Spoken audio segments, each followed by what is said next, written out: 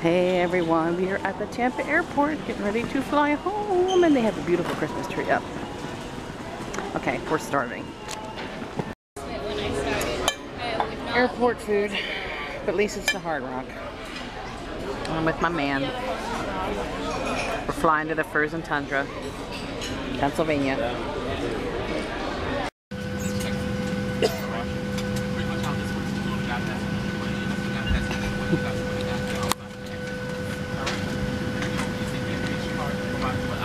We made it. Are you going to smile pretty for the camera?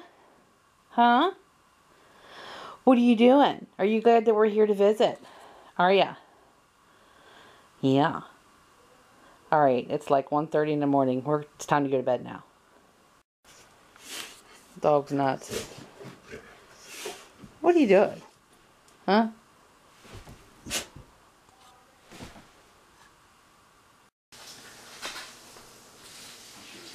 Gee, Shell, do you like your eggs brown?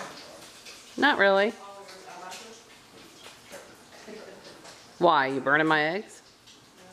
Well. Deer. Yeah, they're just walking up behind that. Or they could go to the house, the back of my house.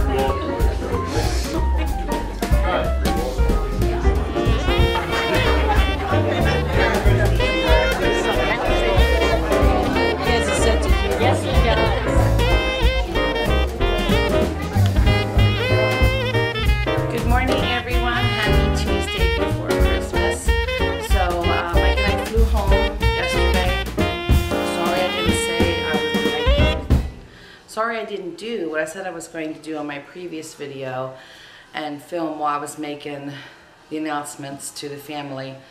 But it was too emotional, so I just kept the camera off. So I only got a few clips of what we did this weekend.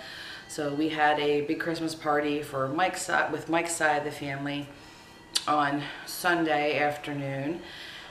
Saturday we were baking cookies. No, Sunday morning we were baking some sand tarts. Tia and Matt, you saw, were up with us. But we went up this weekend because of the Ritz side Christmas party.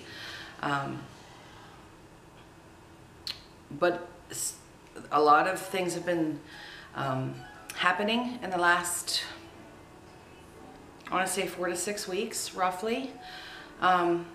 To backtrack a little bit, just in case you're new, I'm from Pennsylvania, York, Pennsylvania. Born, raised there, lived there all my life, other than a short period in Harrisburg when I was working for American Airlines and US Airways. But always lived in York. My family's very tight. Mike's not so much. Mine, very tight. 2017 was a very bad year for me. I had 7 deaths in 1 year between family, friends, and my dog. One of those deaths being my father, who died at age 66 unexpectedly. Didn't have a great relationship with my father. My parents divorced when I was 4. Again, didn't have a great relationship, always wanted to, but I was never that important to him. So I mourned more the loss of what I had always hoped for, more so than the loss of my actual dad himself. But it was a wake-up call as to life can be super, super short for people. You never know when your time's up. And I have wanted to live in Florida since I was 17 and first visited Florida. So I said to Mike, I said, that's it, I'm going. Our kids are down here. They've been down here in the Tampa Bay area for 3 years, soon to be 4 now, 3.5 now. And I wasn't waiting any longer because I don't know when my time's up. My dad died at 66. His dad died at 66. I'm pushing 50. You know, I said I'm not waiting any longer, so I'm going. So I moved down in February of 2018. God, I don't even know what year it is. And then Mike moved down in April. We moved separately only because of finishing stuff up, and I had a job to start. You know, what got me here was a job, and they gave me 3 weeks to get here. Well, there was no way he could finish up what he needed to do at home in 3 weeks and move with me. So anyway, life became good again. Being separated from my husband for 7 weeks was traumatizing. Mike and I have been together for 34 years. That was horrible. So anyway, life became good. Mike eventually found a job down here. He started working in May of this year. 6 days after he started working, my stepdad died unexpectedly at age 67. So it completely turned our worlds upside down. What we went from finally being with our kids again and living the warm life down here in Florida, living the salt life, being able to go to the beach whenever we wanted to and go up to Disney Springs and go to Universal Studios, and we just, you know, we were settling in, and both of us hate our current jobs down here, but jobs are changeable. And our commute is just horrendous right now, which doesn't help with the job situation either. So I'm an only child, and my mom and my grandmother's still alive at 83. My mom is here, she's 66. Well, she's in Pennsylvania, but she's still alive.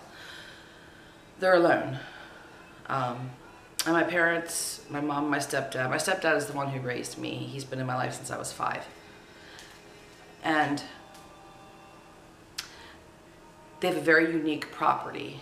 They live 6 feet apart from each other, both houses. You may have seen it, and those of you that have been following me a while have seen the property on previous videos. Those of you that are new, it's a very unique property, and it needs a full-time man.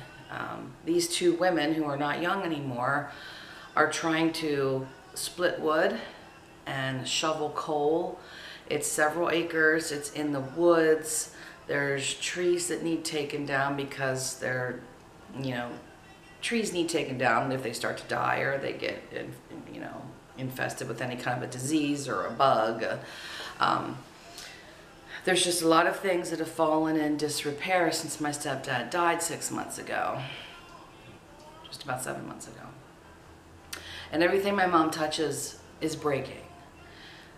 No offense to women, and I'm all for male-female equality, but I will be the first one to admit there's just some things the majority of women can't do out there. And a 66 and 83-year-old woman,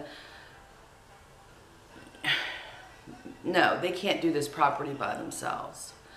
So Mike and I started seeing the signs down here several weeks ago of him not being able to find a job that pays what he's used to being paid. You know, up in the Northeast, my husband is a journeyman machinist, so he's got a heck of a lot of knowledge, and he's not being paid what he's worth down here. And we knew that coming down here. We knew he was going to take a substantial pay cut, but we're losing almost $50,000 a year living down here with just his paycheck.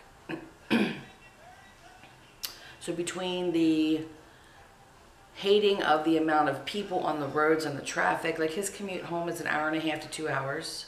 He gets to work in 45 minutes. That commute back is 1.5 hours to 2 hours just because of the time of day. I'm commuting a good hour to 1 hour and 10 minutes in the morning and a good hour coming home at night. I work a 9-hour day, so it's 11 hours on the road for me. It's 13 to 14, away from home for him. We're spending no time together. Our children work weekends. We don't. So our schedules never allow us to see our kids. We saw our kids more when we lived in Pennsylvania than what we do now. Because at least when we lived up there, we would all coordinate our vacation time to spend together, and we would come down here to Florida and spend whole weeks with them.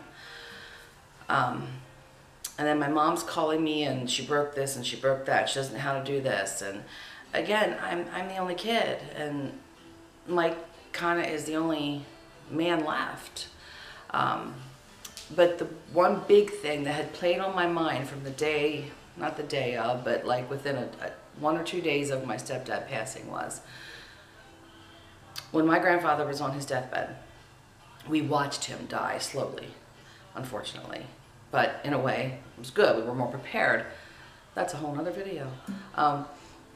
He looked at my stepdad and he says, I want you to promise me that you will take care of, he called her Tut, his wife, until she dies. And Ron, my stepdad, said, absolutely, she will be taken care of. And again, they lived side, my parents were in the middle of building their dream log cabin at the time, right next to my grandma and grandpa's place, which is on several acres, up on a hill, secluded in Pennsylvania. So he made that promise to my grandfather. Well, when Ron died, that promise was broken. Now there's nobody to take care of my grandmother. And I know for a fact, if my mom and my grandma would be forced to leave that property, it would kill her. I know that. You know, my grandpa had a vision for that place. And then when my parents built the log home, they had the vision for that place. And Mike is next in line to fulfill that promise. He's the only one left to fulfill that promise. So we have made the decision after 3 things. After number 1, well, I should say 2 things, because I have 2 daughters. The girls, our girls, we had talks with them individually without their men around, asking their opinion on this, and they're behind us. They understand why. They said they would do the same thing for us, and they're encouraging us to go. Our kids don't need us. My mom and my grandma need us. And then the second condition was getting Mike's old job back, which we kind of knew that would be just like that, because they were devastated to lose Mike. Mike practically ran that shop up there that he worked at, and the boss told him, the owner, it's an owner, there's no real manager, it's just the owner and the guys that are there. And the owner told him his last day at work, he said, you ever come back here, he said, you just come right back like you never left. And that's the way it will happen. Mike is actually going back, and it will be just like he never left. You know, same amount of vacation, same pay. Nobody's even parked in his parking space. Even in Florida, he's been getting texts from the guys he used to work with because they can't find stuff in the shop, asking Mike where stuff is. So it'll almost be like Mike just took a year vacation, almost. So February 4th, he goes back to work. And we are pulling out of Florida at the end of January. Am I sad? Yeah, I'm definitely sad. Again, I'm leaving my kids, and I'm leaving a state that I love, and flying back home last night on the airplane, I'm looking out the window as we're coming in over Tampa, and I'm seeing how beautiful it is from the air, and I cried. You know, I cried the whole landing. And then I was fine in about an hour. And I'm sitting in traffic trying to get home on a Monday night from the airport. I'm thinking, okay, yeah, I'm doing what I need to do. Mike and I will not try to come back down here to Florida now until he's retired. Working down here, if you haven't been raised in this kind of an environment, you never get used to this commute. But when you retire, you don't have a commute.